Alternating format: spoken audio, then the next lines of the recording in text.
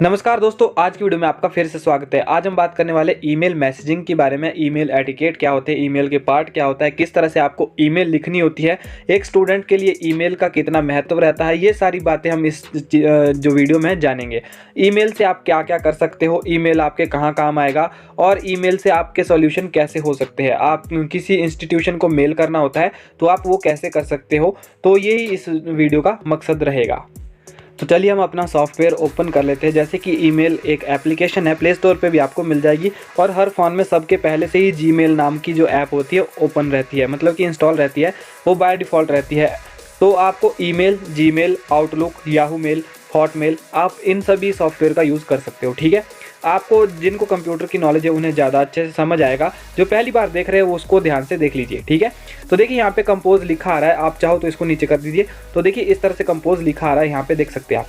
Compose पे click करना है। जैसे ही आप कंपोज पे क्लिक करते हैं, यहाँ पे देखने को मिलते हैं आपको ईमेल के पार्ट्स। तो मैं आपको ईमेल के पार्ट दिखा देता हूँ। पहला है फ्रॉम, ये आपकी मेल रहेगी, हमेशा से ही आपकी रहेगी, इसको चेंज करने की ज़रूरत नहीं है।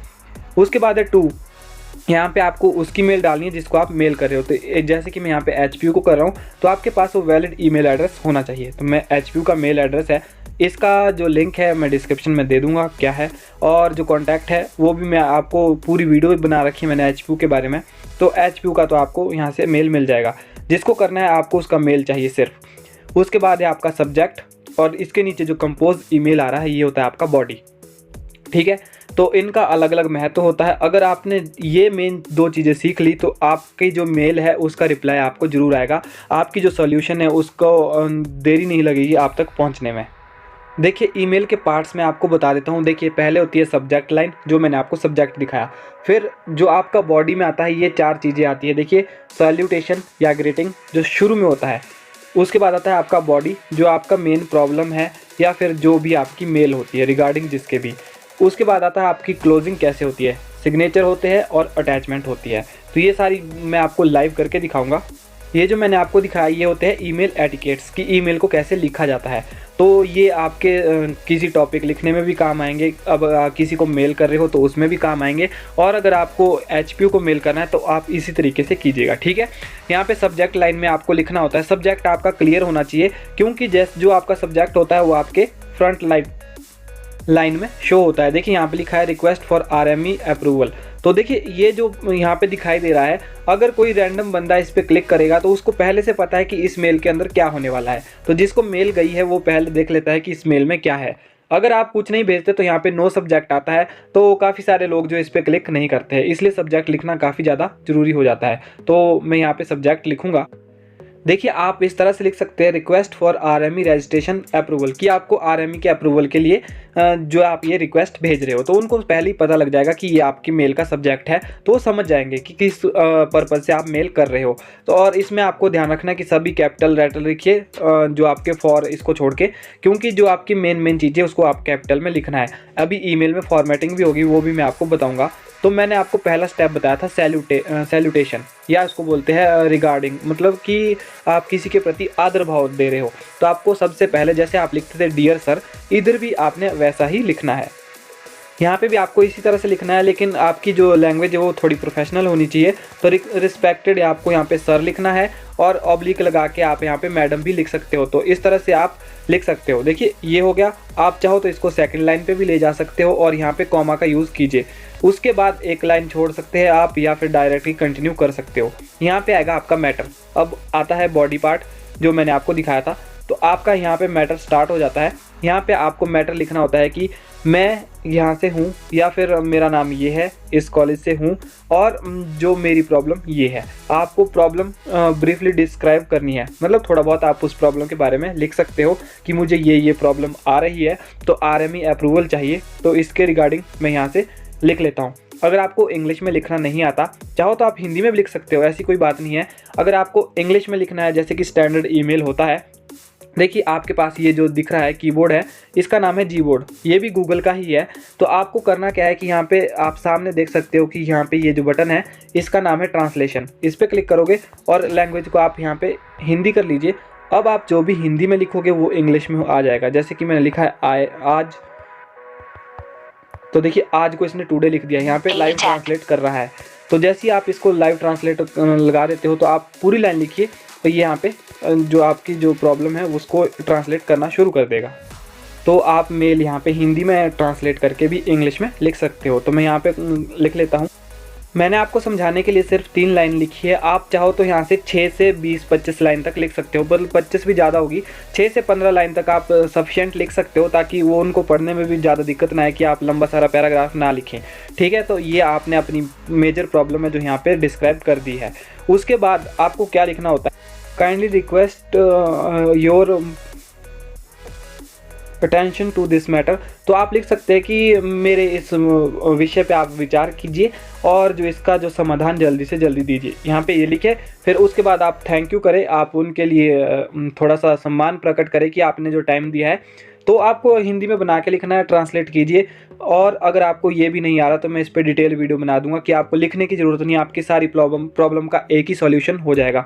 तो मैं जल्दी से वीडियो बना दूंगा, आप कमेंट कीजिए, बस लाइक कीजिए वीडियो को और शेयर कीजिए। यहाँ पे लिख दिया आपने योर सिंसियरली। अभी मैटर ख़त्म नहीं हुआ है। देखिए, अगर कोई बच्चा यहाँ से स्किप कर रहा है तो बहुत बड़ी गलती कर रहे हो आप, क्योंकि इसके बाद मेन चीज़ शुरू हो रही है।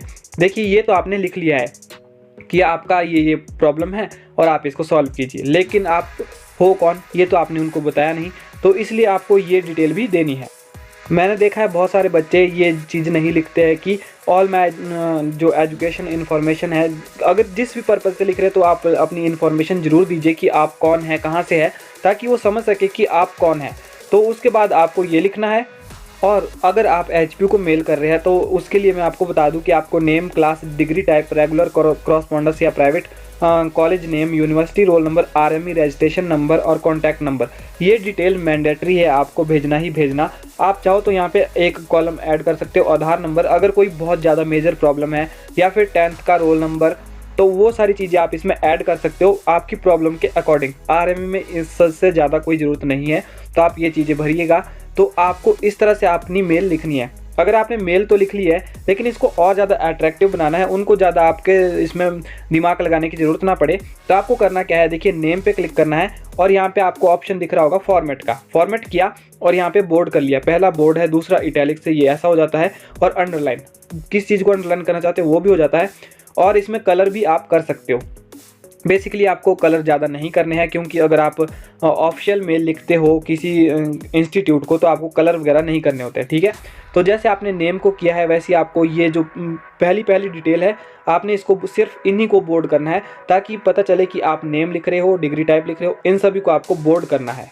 तो जैसे ही आप इन सभी को बोर्ड करोगे तो ये अच्छा देखने में लगेगा।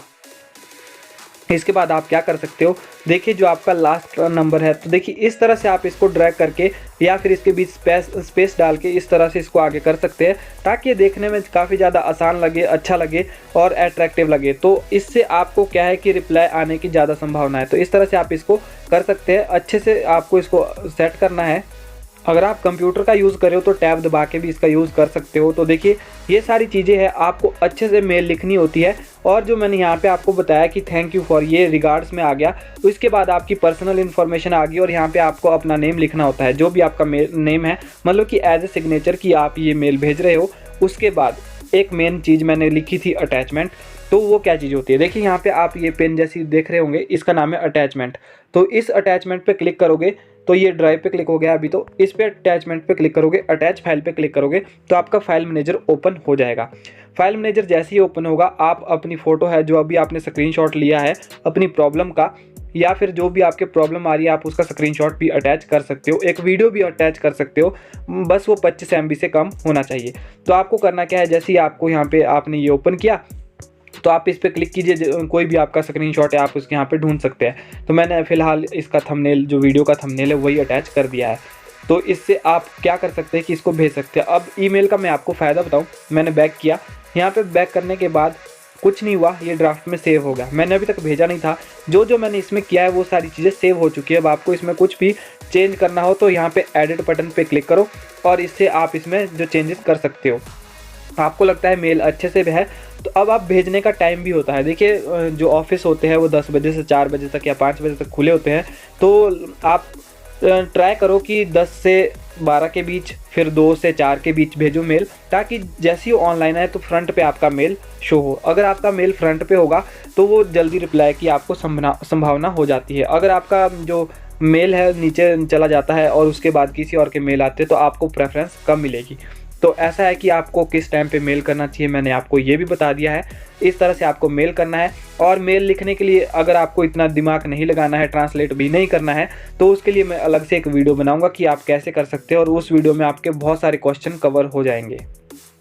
अगर आप यहाँ तक वीडियो देख रहे हो तो आप बहुत भाग्यशाली है, क्योंकि मैं आपको एक चीज़ और बता रहा हूँ।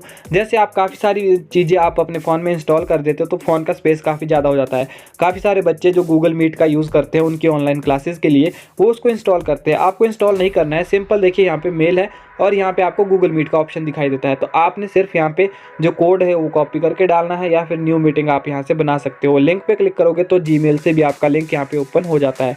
तो आपको गूगल मीट इंस्टॉल करने की ज़रूरत नहीं है। ये मैं आपको एडिशनल जो आपको ऑप्शन बता रहा हूँ, जो यहाँ पे चीज़ है एक। तो दोस्तों आपको वीडियो अच्छा लगा होगा। आज की वीडियो में इतना ही। Thanks for watching. Please share and like subscribe.